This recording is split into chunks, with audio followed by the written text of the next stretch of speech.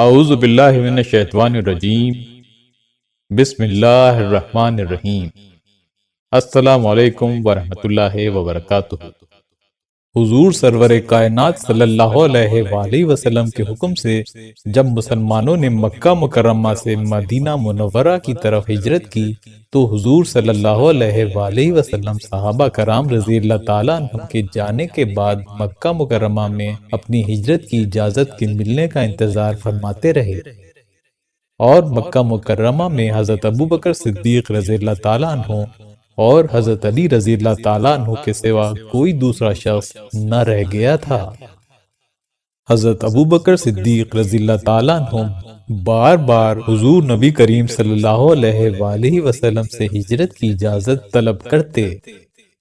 اس پر حضور صلی اللہ علیہ وآلہ وسلم فرماتے، جلدی نہ کرو، شاید اللہ تعالیٰ تمہارے لیے کوئی ساتھی پیدا کر دے۔ حضرت ابوبکر صدیق رضی اللہ تعالیٰ عنہ عرض کرتے، یا رسول اللہ صلی اللہ علیہ وآلہ وسلم، کیا آپ اس کے امیدوار ہیں؟ حضور صلی اللہ علیہ وآلہ وسلم فرماتے، ہاں۔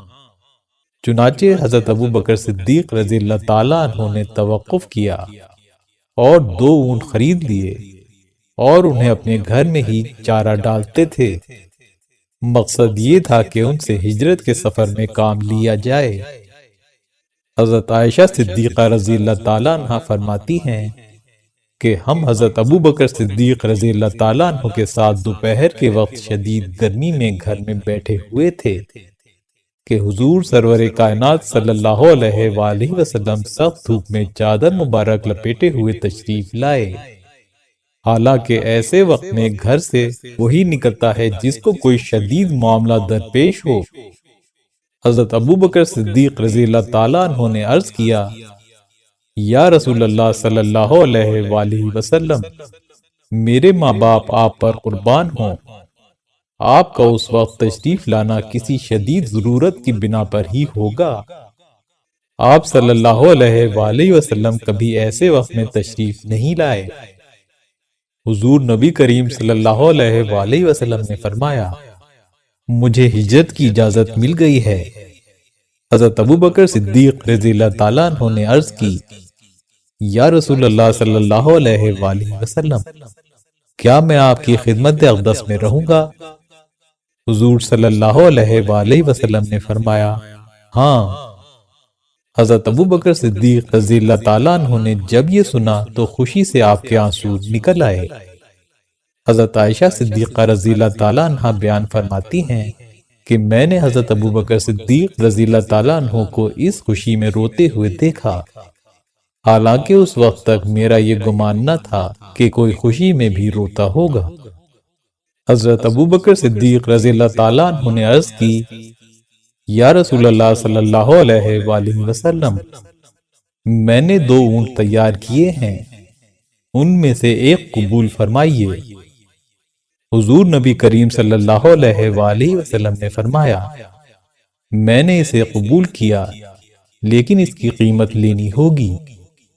حضرت ابوبکر صدیق رضی اللہ تعالیٰ عنہ نے عرض کی، یا رسول اللہ صلی اللہ علیہ وآلہ وسلم، یہ اونٹ آپ کی ملکیت ہیں۔ حضور صلی اللہ علیہ وآلہ وسلم نے فرمایا، نہیں۔ حضرت ابوبکر صدیق رضی اللہ تعالیٰ عنہ نے عرض کی، جیسے آپ کی مرضی مبارک ہو کیجیے۔ ایک روایت میں آتا ہے کہ حضور نبی کریم صلی اللہ علیہ وآلہ وسلم نے اس اونٹ کو 900 درہم میں خرید لیا۔ اس کے بعد حضرت ابوبکر صدیق رضی اللہ تعالیٰ عنہ سفر کے سامان کی تیاری میں مصروف ہو گئے۔ حضرت ابوبکر صدیق رضی اللہ تعالیٰ عنہ کی زوجہ محترمہ نے گوشت اور طعام سے بھرا ہوا توشہ تیار کیا۔ جب تمام سامان تیار ہو گیا تو کوئی ایسی چیز موجود نہ تھی جس سے توشے کو مضبوطی سے باندھا جا سکتا۔ حضرت ابوبکر صدیق رضی اللہ تعالیٰ عنہ کی چھوٹی صاحبزادی حضرت اسماء رضی اللہ تعالیٰ عنہ کے پاس ایک کمر بند تھا۔ انہوں نے اس کے 2 حصے کیے، ایک سے زیادہ راہ باندھا اور دوسرا اپنی کمر کے گرد باندھ لیا۔ پھر حضرت عبداللہ بن ابوبکر رضی اللہ تعالیٰ عنہ کو جو جوان اور عقل مند ہوشیار تھے، اس بات پر مقرر کیا کہ وہ دن تو کفار قریش کے پاس گزاریں اور ان کی جاسوسی کریں، اور اس کے بعد رات کے وقت غار ثور میں آ کر کفار کی خبریں پہنچایا کریں۔ اس کے ساتھ ہی عبداللہ بن ارقد کو، جو بنی وائل بن بکر کا ایک شخص تھا، بلایا، جو راستے کو خوب اچھی طرح جانتا تھا۔ اسے راستہ بتانے کے لیے اجرت بھی ٹھہرا لی۔ دونوں اونٹ اس کے حوالے کر دیے اور طے کیا کہ 3 روز گزرنے کے بعد وہ اونٹوں کو غار ثور پر لے آئے۔ عبداللہ بن ارقد راہبری میں ماہر اور رازوں کے چھپانے میں شہرت رکھتا تھا۔ حضرت ابوبکر صدیق رضی اللہ تعالیٰ عنہ نے اپنے آزاد کردہ غلام عامر بن فہیرہ کو بکریاں چرانے پر مقرر کیا کہ صبح شام بکریاں چراتے ہوئے غار کے قریب لے آیا کرے تاکہ وہ ان کا دودھ پیا کریں۔ شام کے وقت حضرت اسماء بنت ابوبکر صدیق رضی اللہ تعالیٰ عنہ کو کھانا لے کر آنے کی ذمہ داری دی گئی۔ ان تمام انتظامات سے فارغ ہو کر حضرت ابوبکر صدیق رضی اللہ تعالیٰ عنہ نے کچھ نقدی، جس سے سفر کی ضرورت پوری ہو سکے، وہ لے لی۔ روایت میں آتا ہے کہ وہ رقم 5000 درہم تھی۔ اس کے بعد روانگی کا عزم فرمایا اور حضرت ابوبکر صدیق رضی اللہ تعالیٰ عنہ کے گھر کے پیچھے کی کھڑکی سے دونوں نکلے۔ یہ رات کا وقت تھا۔ حضور صلی اللہ علیہ وآلہ وسلم حضرت ابوبکر صدیق رضی اللہ تعالیٰ عنہ کے ساتھ غار ثور کی طرف چل دیے۔ حضور سرور کائنات صلی اللہ علیہ وآلہ وسلم چل رہے تھے اور حضرت ابوبکر صدیق رضی اللہ تعالیٰ عنہ حضور صلی اللہ علیہ وآلہ وسلم کے آگے آگے چل رہے تھے۔ کبھی دائیں، کبھی بائیں، کبھی آگے اور کبھی پیچھے چلتے تھے۔ حضور نبی کریم رؤوف الرحیم صلی اللہ علیہ وآلہ وسلم نے حضرت ابوبکر صدیق رضی اللہ تعالیٰ عنہ سے دریافت فرمایا، اے ابوبکر، تم کبھی آگے، کبھی پیچھے، کبھی دائیں، کبھی بائیں کیوں چلتے ہو؟ حضرت ابوبکر صدیق رضی اللہ تعالیٰ عنہ نے عرض کی، یا رسول اللہ صلی اللہ علیہ وآلہ وسلم، میں گھات لگانے والوں سے ڈرتا ہوں تو آگے آگے چلتا ہوں، پھر کوئی خیال آتا ہے کہ کوئی دشمن ہماری تلاش میں نہ آ رہا ہو تو پیچھے ہو جاتا ہوں۔ کبھی پہلو میں گھات لگاتے ہوئے ڈرتا ہوں تو دائیں بائیں یا آگے چلتا ہوں تاکہ اگر کوئی تکلیف پہنچے تو مجھے پہنچے۔ چلتے چلتے جب جبل ثور پر پہنچے تو چونکہ حضور نبی کریم صلی اللہ علیہ وآلہ وسلم کی نالین پاک تنگ تھیں، حضور صلی اللہ علیہ وآلہ وسلم کے پائے اتھر مجروح ہو گئے۔ حضرت ابوبکر صدیق رضی اللہ تعالیٰ عنہ نے جب یہ دیکھا کہ حضور اقدس صلی اللہ علیہ وآلہ وسلم کے پائے اقدس زخمی ہو گئے ہیں تو آپ نے حضور صلی اللہ علیہ وآلہ وسلم کو اپنے کندھوں پر اٹھا لیا اور غار ثور کے دہانے تک لائے اور عرض کی، یا رسول اللہ صلی اللہ علیہ وآلہ وسلم، آپ تھوڑی دیر یہاں آرام فرمائیں تاکہ میں غار میں پہلے جا کر اس کی دیکھ بھال کر لوں۔ اندھیری رات تھی اور غار حشرات الارض سے خالی نہیں ہوا کرتا۔ یہ کہہ کر حضرت ابوبکر صدیق رضی اللہ تعالیٰ عنہ غار میں داخل ہوئے اور ادھر ادھر ٹٹولا کہ اس میں کوئی سانپ یا درندہ ہو تو معلوم ہو جائے اور خود خطرے میں پڑ کر حضور نبی کریم صلی اللہ علیہ وآلہ وسلم کو بچائیں۔ اس کے بعد حضرت ابوبکر صدیق رضی اللہ تعالیٰ عنہ نے احتیاط کے ساتھ اپنی چادر مبارک پھاڑ کر غار کے تمام سوراخوں کو بند کیا۔ غار میں سخت اندھیرا تھا، صرف ایک سوراخ رہ گیا اور چادر کا کپڑا ختم ہو گیا۔ آپ نے اپنے پاؤں کی ایڑی مضبوطی کے ساتھ اس سوراخ کے ساتھ لگا دی۔ اس کے بعد حضرت ابوبکر صدیق رضی اللہ تعالیٰ عنہ نے حضور نبی کریم صلی اللہ علیہ وآلہ وسلم سے عرض کی، یا رسول اللہ صلی اللہ علیہ وآلہ وسلم، اندر تشریف لے آئیے۔ حضور صلی اللہ علیہ وآلہ وسلم غار کے اندر تشریف لے گئے اور اپنا سر انور حضرت ابو بکر صدیق رضی اللہ تعالیٰ عنہ کے زانوں پر رکھ کر آرام فرما ہو گئے۔ جب حضور سرور کائنات صلی اللہ علیہ وآلہ وسلم بھی غار کے اندر تشریف لے گئے تو اللہ تعالیٰ نے فوری طور پر غار کے منہ پر جھاڑیاں اگا دیں تاکہ وہ حضور صلی اللہ علیہ وآلہ وسلم اور آپ صلی اللہ علیہ وآلہ وسلم کا تعاقب کرنے والوں کے درمیان حائل ہو جائیں۔ جنگلی کبوتر کے ایک جوڑے کو حکم ہوا کہ وہ ان جھاڑیوں میں اپنا گھونسلہ بنائیں۔ اسی رات وہاں پر کبوتری نے انڈے دیے۔ مکڑی کو حکم باری تعالیٰ ہوا کہ وہ غار کے دہانے پر اپنا جالا بن دے۔ چنانچہ مکڑی نے غار کے دہانے پر جالا بن دیا۔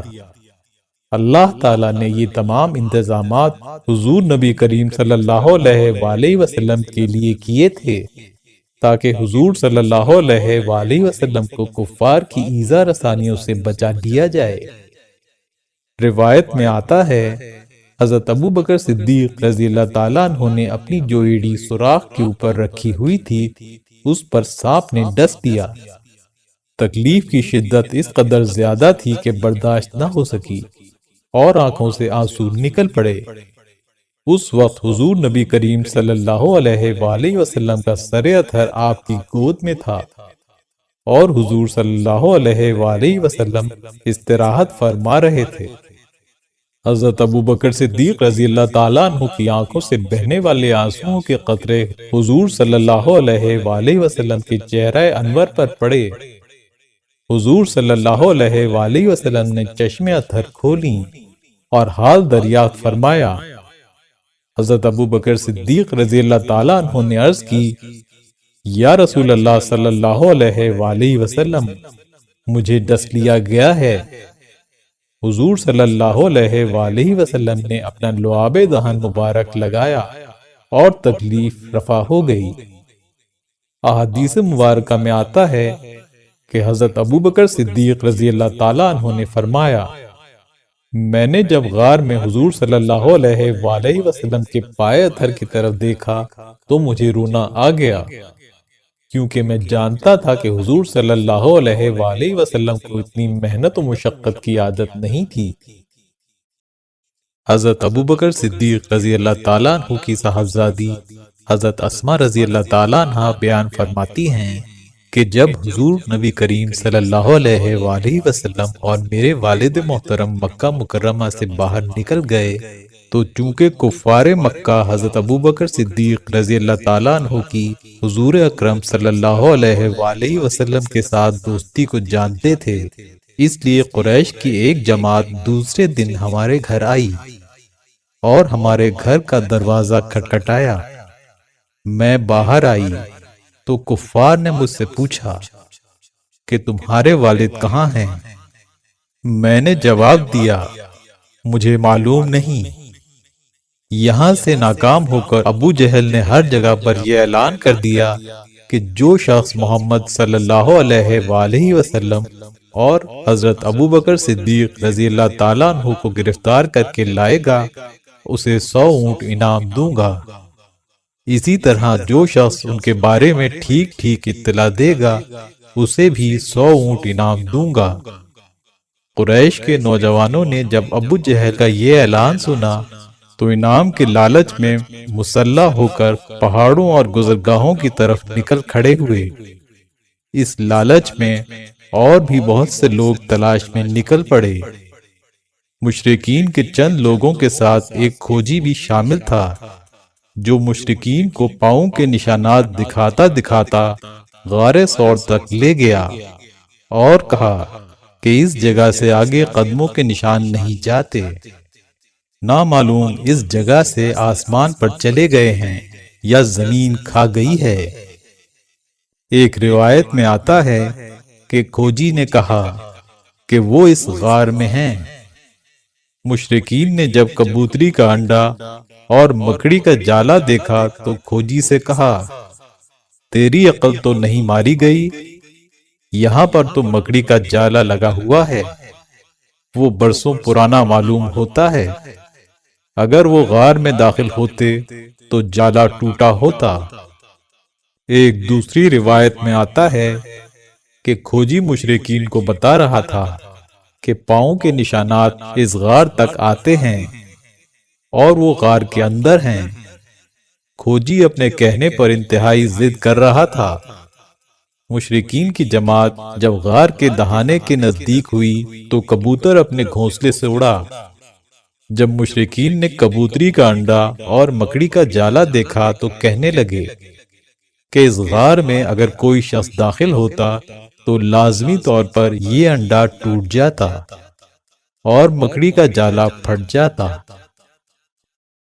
حضور نبی کریم صلی اللہ علیہ وآلہ وسلم مشرکین کی باتیں سن رہے تھے۔ حضور صلی اللہ علیہ وآلہ وسلم سمجھ گئے کہ اللہ تعالیٰ نے مکڑی کے جالے کے ذریعے کفار کے شر سے محفوظ رکھا اور کبوتری کے انڈے کے ذریعے اپنی پناہ میں لے لیا ہے۔ حضور نبی کریم صلی اللہ علیہ وآلہ وسلم نے ان کے حق میں دعائے خیر فرمائی۔ مواہب میں درج ہے کہ حرم مکہ میں جس قدر کبوتر ہیں وہ اسی کبوتر کی نسل سے ہیں، جس کے بارے میں حضور صلی اللہ علیہ وآلہ وسلم نے دعائے خیر فرمائی تھی۔ روایات میں آتا ہے کہ مشرکین اس قدر نزدیک پہنچ گئے تھے کہ حضور سرور کائنات صلی اللہ علیہ وآلہ وسلم اور ان کے درمیان 40 گز سے زیادہ کا فاصلہ نہیں تھا۔ جب کھوجی نے یہ کہا کہ اس جگہ سے آگے قدموں کے نشان نہیں جاتے تو حضرت ابو بکر صدیق رضی اللہ تعالیٰ عنہ اس کی باتوں سے بہت پریشان ہوئے اور آنکھوں سے آنسو بہنے لگے۔ حضور نبی کریم صلی اللہ علیہ وآلہ وسلم نے پوچھا کہ اس رونے کا سبب کیا ہے؟ حضرت ابو بکر صدیق رضی اللہ تعالیٰ عنہ نے عرض کی، یا رسول اللہ صلی اللہ علیہ وآلہ وسلم، میں اس بات سے ڈرتا ہوں کہ آپ کی ذات اقدس کو کوئی نقصان نہ پہنچے۔ حضور نبی کریم صلی اللہ علیہ وآلہ وسلم نے فرمایا، اے ابو بکر غم نہ کر، بے شک اللہ ہمارے ساتھ ہے۔ بخاری شریف میں آتا ہے، حضرت انس رضی اللہ تعالیٰ عنہ سے مروی ہے، فرماتے ہیں کہ حضرت ابو بکر صدیق رضی اللہ تعالیٰ عنہ نے فرمایا کہ مشرکین نے ہمارا کھوج لگا لیا تھا اور غار ثور پر آ کھڑے ہوئے تھے۔ اگر ان میں سے کوئی جھک کر اپنے قدموں کی طرف دیکھتا تو وہ ہمیں بھی دیکھ لیتا۔ حضور نبی کریم صلی اللہ علیہ وآلہ وسلم نے فرمایا، اے ابو بکر، ان دو اشخاص کے بارے میں تمہارا کیا خیال ہے جن کے ساتھ تیسرا اللہ ہے؟ حضور نبی کریم صلی اللہ علیہ وآلہ وسلم نے غار ثور میں حضرت ابو بکر صدیق رضی اللہ تعالیٰ عنہ کے ساتھ 3 دن 3 رات تک قیام کیا۔ حضرت ابو بکر صدیق رضی اللہ تعالیٰ عنہ کے صاحبزادے حضرت عبداللہ رضی اللہ تعالیٰ عنہ ہر رات حاضر خدمت ہوتے اور قریش کے جو حالات دیکھتے اور سنتے ان سب سے آگاہ کرتے۔ اسی طرح حضور نبی کریم صلی اللہ علیہ وآلہ وسلم کو مشرکین کی کارروائیوں کی مسلسل خبر ملتی رہتی۔ حضرت ابو بکر صدیق رضی اللہ تعالیٰ عنہ کا غلام عامر بن فہیرہ اس جگہ پر بکریاں چرانے لاتا۔ جب رات کا کچھ حصہ گزر جاتا تو بکریوں کو غار کے دہانے پر لے آتا۔ حضور نبی کریم صلی اللہ علیہ وآلہ وسلم اور حضرت ابو بکر صدیق رضی اللہ تعالیٰ عنہ دودھ پی کر رات گزارتے۔ اسی طرح 3 راتیں گزر گئیں۔ پھر حضور صلی اللہ علیہ وآلہ وسلم نے مدینہ طیبہ کی طرف جانے کا ارادہ فرمایا، کیونکہ منصوبے کے مطابق تیسری رات کی صبح سویرے عبداللہ بن ارقد جسے راہبری کے لیے اجرت کے طور پر لیا گیا تھا، دونوں اونٹوں کو لے کر غار کے نزدیک آ گیا اور اس نے دونوں اونٹ پیش کر دیے۔ حضرت ابو بکر صدیق رضی اللہ تعالیٰ عنہ کے آزاد کردہ غلام حضرت عامر بن فہیرہ رضی اللہ تعالیٰ عنہ بھی تشریف لے آئے۔ حضور نبی کریم صلی اللہ علیہ وآلہ وسلم نے ایک اونٹ پر حضرت ابوبکر صدیق رضی اللہ تعالیٰ عنہ کو اپنے ساتھ بٹھایا، جبکہ دوسرے اونٹ پر عامر بن فہیرہ اور عبداللہ بن ارقد بیٹھے اور مدینہ منورہ کی طرف چل پڑے۔ سفر کے دوران حضور نبی کریم صلی اللہ علیہ وآلہ وسلم اور حضرت ابوبکر صدیق رضی اللہ تعالیٰ عنہ اپنے ساتھیوں کے ہمراہ ایک صحرا میں سے گزرے۔ سورج پوری آب و تاب سے چمک رہا تھا، کوئی سایہ نظر نہیں آ رہا تھا۔ اچانک ایک بہت بڑا پتھر نظر آیا جو سایہ دار تھا۔ حضرت ابوبکر صدیق رضی اللہ تعالیٰ عنہ نے حضور سرور کائنات صلی اللہ علیہ وآلہ وسلم کے آرام کرنے کے لیے اس پتھر کے سائے میں جگہ صاف کر کے درست کی، اور حضور نبی کریم صلی اللہ علیہ وآلہ وسلم وہاں پر آرام فرما ہو گئے۔ اسی اثناء میں حضرت ابوبکر صدیق رضی اللہ تعالیٰ عنہ کو ایک چرواہا نظر آیا جو بکریاں چرا رہا تھا۔ حضرت ابوبکر صدیق رضی اللہ تعالیٰ عنہ نے پہچان لیا کہ ان بکریوں کا مالک کون ہے، چنانچہ اس چرواہے سے کچھ دودھ طلب کیا۔ چرواہے نے ایک پیالے میں دودھ دوہ کر پیش کیا۔ حضرت ابوبکر صدیق رضی اللہ تعالیٰ عنہ نے اس میں کچھ پانی ملا کر اسے ٹھنڈا کیا اور اس میں سے پیا۔ اس کے بعد جب سرور دو عالم صلی اللہ علیہ وآلہ وسلم بیدار ہوئے تو ایک پیالہ دودھ حضور صلی اللہ علیہ وآلہ وسلم کو بھی نوش کرایا۔ اس کے بعد دوبارہ سفر شروع ہو گیا۔ اس سفر کے دوران بہت سے لوگ قریش کے دیے گئے لالچ کے شوق میں حضور نبی کریم صلی اللہ علیہ وآلہ وسلم اور حضرت ابوبکر صدیق رضی اللہ تعالیٰ عنہ کی تلاش میں نکل کھڑے ہوئے۔ ان میں جناب سراقہ بھی تھے، جنہوں نے اس وقت تک اسلام قبول نہیں کیا تھا۔ روایت میں آتا ہے کہ سراقہ نے اپنے ہتھیار اٹھائے اور اپنے وہ تیر بھی لیے جن سے وہ فال دیکھا کرتا تھا، زرہ پہن لی اور تیر نکال کر ان سے فال دیکھی تو وہ اس کے مقصد کے خلاف نکلی، مگر اس کے باوجود نہ رکا اور اس کا لالچ فال پر غالب آیا، اور وہ اپنے گھوڑے کے پاس پہنچا اور اس پر سوار ہو کر اسے سر پر چھوڑ دیا۔ حضور نبی کریم صلی اللہ علیہ وآلہ وسلم اور حضرت ابوبکر صدیق رضی اللہ تعالیٰ عنہ اس وقت مقام غدیر سے آگے بڑھ چکے تھے اور اللہ تعالیٰ کے بھروسے اور اطمینان سے مدینہ طیبہ کا راستہ طے کر رہے تھے۔ حضور سرور دو عالم صلی اللہ علیہ وآلہ وسلم قرآن مجید کی تلاوت فرما رہے تھے۔ اچانک دور سے سراقہ آتا دکھائی دیا، جو بڑی تیزی سے ان کی جانب بڑھا چلا آ رہا تھا، یہاں تک کہ جب وہ نزدیک آ پہنچا تو اس کا گھوڑا سر کے بل گرا اور وہ زمین پر گر پڑا۔ وہ پھر اٹھا اور 100 اونٹوں کے لالچ نے اسے پھر ابھارا، اور وہ دوبارہ اپنے گھوڑے پر سوار ہو کر گھوڑے کو سر پر دوڑاتے ہوئے آگے کی طرف بڑھا، اور حضور نبی کریم صلی اللہ علیہ وآلہ وسلم کے اس قدر نزدیک پہنچ گیا کہ قرآن پاک کی تلاوت کی آواز اسے سنائی دینے لگی۔ حضرت ابوبکر صدیق رضی اللہ تعالیٰ عنہ نے عرض کی، یا رسول اللہ صلی اللہ علیہ وآلہ وسلم، ہمیں پکڑنے والا قریب آ گیا ہے۔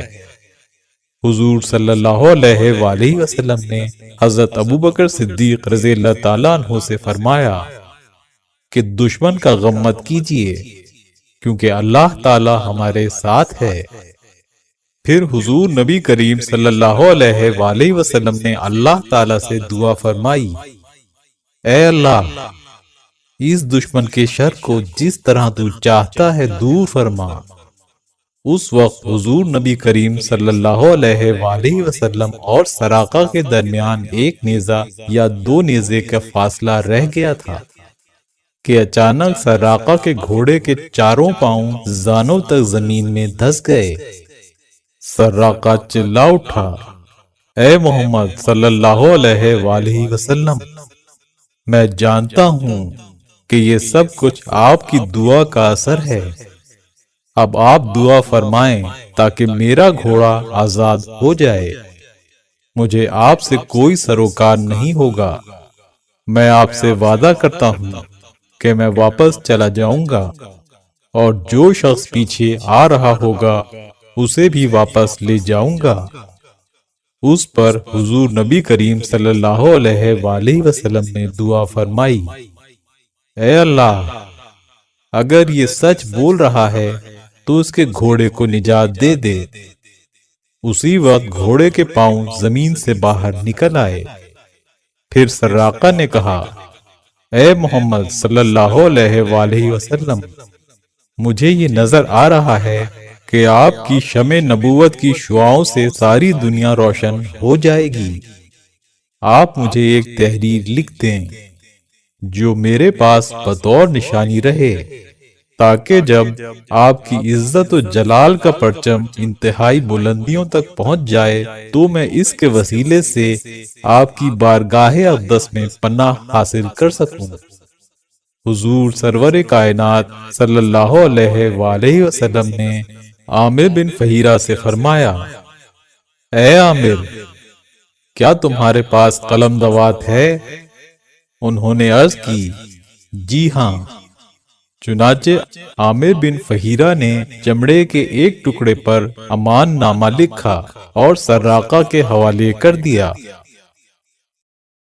ایک اور روایت کے مطابق ابن حشام نے لکھا ہے کہ حضور نبی کریم صلی اللہ علیہ وآلہ وسلم نے حضرت ابو بکر صدیق رضی اللہ تعالیٰ عنہ سے فرمایا، اے ابو بکر، اسے لکھ دو۔ چنانچہ حضرت ابو بکر صدیق رضی اللہ تعالیٰ عنہ نے کسی ٹھیکری یا ہڈی یا چمڑے پر ایک تحریر لکھی اور اس کو سراقہ کے حوالے کر دیا۔ اس سفر کے دوران یہ واقعہ بھی پیش آیا کہ جب حضور نبی کریم صلی اللہ علیہ وآلہ وسلم حضرت ابو بکر صدیق رضی اللہ تعالیٰ عنہ کے ساتھ مکہ مکرمہ سے نکل گئے تو حضرت بریدہ بن حضیب رضی اللہ تعالیٰ عنہ نے، جو اس وقت تک ایمان نہیں لائے تھے، کفار مکہ کا یہ اعلان سنا کہ جو کوئی حضور صلی اللہ علیہ وآلہ وسلم کو گرفتار کر کے لائے گا اسے 100 اونٹ انعام میں دیے جائیں گے۔ اس لالچ میں آ کر حضرت بریدہ رضی اللہ تعالیٰ عنہ نے اپنے قبیلے کے 70 سوار ساتھ لیے اور تلاش میں نکل کھڑے ہوئے۔ حضور نبی کریم صلی اللہ علیہ وآلہ وسلم اور حضرت ابو بکر صدیق رضی اللہ تعالیٰ عنہ کو تلاش کر لیا۔ حضور صلی اللہ علیہ وآلہ وسلم نے ان سے پوچھا، تم کون ہو؟ عرض کی، میں بریدہ بن حضیب ہوں۔ حضور نبی کریم صلی اللہ علیہ وآلہ وسلم نے پھر دریافت فرمایا، تم کون سے قبیلے سے تعلق رکھتے ہو؟ عرض کی، میں بنی اسلم سے ہوں۔ حضور سرور دو عالم صلی اللہ علیہ وآلہ وسلم نے فرمایا، بنی اسلم کی کون سی قوم میں سے ہو؟ عرض کی، بنی سہم سے۔ ارشاد فرمایا، تو نے اپنا حصہ پا لیا، یعنی تو نے اسلام سے اپنا حصہ پا لیا۔ حضرت بریدہ رضی اللہ تعالیٰ عنہ نے جب حضور سرور دو عالم صلی اللہ علیہ وآلہ وسلم کی یہ شیریں گفتگو سنی تو حیران رہ گئے اور پوچھا، آپ کون ہیں؟ حضور صلی اللہ علیہ وآلہ وسلم نے فرمایا، میں محمد بن عبداللہ، اللہ تعالیٰ کا سچا رسول ہوں۔ حضرت بریدہ رضی اللہ تعالیٰ عنہ یہ سنتے ہی کلمہ پڑھ کر اسلام لے آئے اور مسلمان ہو گئے، اور ان کے ساتھ جو 70 سوار تھے انہوں نے بھی اسلام قبول کر لیا۔ حضرت ابو بکر صدیق رضی اللہ تعالیٰ عنہ سے مروی ہے کہ جب ہم مدینہ منورہ کے قریب پہنچے تو ہر ایک شخص کی یہ خواہش تھی کہ اس کے ہاں قیام کیا جائے۔ مدینہ منورہ کے لوگ آپس میں گفتگو کرنے لگے، لیکن حضور نبی کریم صلی اللہ علیہ وآلہ وسلم نے فرمایا کہ آج رات ہم بنی نجار میں ہی رہیں گے۔ چنانچہ حضور نبی کریم صلی اللہ علیہ وآلہ وسلم بنی عمرو بن عوف کے قبیلے کی طرف متوجہ ہوئے اور کلثوم بن الحدم کے گھر کو شرف نزول بخشا۔ ایک روایت کے مطابق بنی عبید کے ایک شخص کے گھر میں ٹھہرے۔ بعض کا کہنا ہے کہ سعد بن خثیمہ کے ہاں قیام فرمایا۔ جن لوگوں نے یہ روایت بیان کی ہے کہ کلثوم بن الحدم کے ہاں اترے، ان کا کہنا ہے کہ جب حضور نبی کریم صلی اللہ علیہ وآلہ وسلم کلثوم بن الحدم کے گھر سے باہر تشریف فرما ہوئے تو سعد بن خثیمہ کے گھر میں لوگوں سے ملنے کے لیے تشریف فرما ہوا کرتے تھے، کیونکہ ان کی شادی نہیں ہوئی تھی اور ان کے کوئی اہل و عیال نہ تھے۔ حضور نبی کریم صلی اللہ علیہ وآلہ وسلم کے مہاجرین صحابہ میں سے کنوارے صحابہ کرام کا قیام انہی کے گھر میں تھا۔ ایک روایت یہ بھی ہے کہ حضور نبی کریم صلی اللہ علیہ وآلہ وسلم نے حضرت ابو بکر صدیق رضی اللہ تعالیٰ عنہ کے محلے شیخ قبیلہ بنی الحارث بن الخزرج کے ایک شخص خبیب بن اصاف کے پاس مقام سخ میں قیام فرمایا۔ بعض کا کہنا ہے کہ اسی قبیلے کے خارج بن زید بن ابی زہیر کے ہاں ٹھہرے۔ روایت میں آتا ہے کہ حضور سرور دو عالم صلی اللہ علیہ وآلہ وسلم کھجور کے ایک درخت کے سائے میں سر مبارک جھکا کر خاموش تشریف فرما تھے۔ حضرت ابو بکر صدیق رضی اللہ تعالیٰ عنہ بھی پاس ہی تشریف فرما تھے اور لوگوں کی خیر و عافیت معلوم کرنے میں مصروف تھے۔ انصار کے کچھ لوگ ایسے تھے جنہوں نے اس سے پہلے حضور نبی کریم صلی اللہ علیہ وآلہ وسلم کو نہیں دیکھا تھا، چنانچہ آپ کے پاس بہت بھیڑ لگ گئی۔ وہ انصار جنہوں نے اس سے قبل حضور صلی اللہ علیہ وآلہ وسلم کی زیارت نہیں کی تھی، وہ حضور نبی کریم صلی اللہ علیہ وآلہ وسلم میں اور حضرت ابوبکر صدیق رضی اللہ تعالیٰ عنہ میں امتیاز نہیں کر پا رہے تھے۔ پھر جب سورج بلند ہوا اور حضور نبی کریم صلی اللہ علیہ وآلہ وسلم سے سایہ ہٹا تو حضرت ابوبکر صدیق رضی اللہ تعالیٰ عنہ اٹھے اور حضور صلی اللہ علیہ وآلہ وسلم پر اپنی چادر پھیلا کر سایہ کیا۔ اس وقت ان لوگوں نے حضور سرور کائنات صلی اللہ علیہ وآلہ وسلم کو پہچانا۔ روایت میں آتا ہے کہ جب مہاجرین مکہ مکرمہ سے مدینہ منورہ میں آئے تو اس کی فضا آلودہ تھی اور یہاں کی آب و ہوا راس نہ آئی۔ اکثر مہاجرین بیمار ہو گئے، ان میں سے حضرت ابوبکر صدیق رضی اللہ تعالیٰ عنہ بھی تھے۔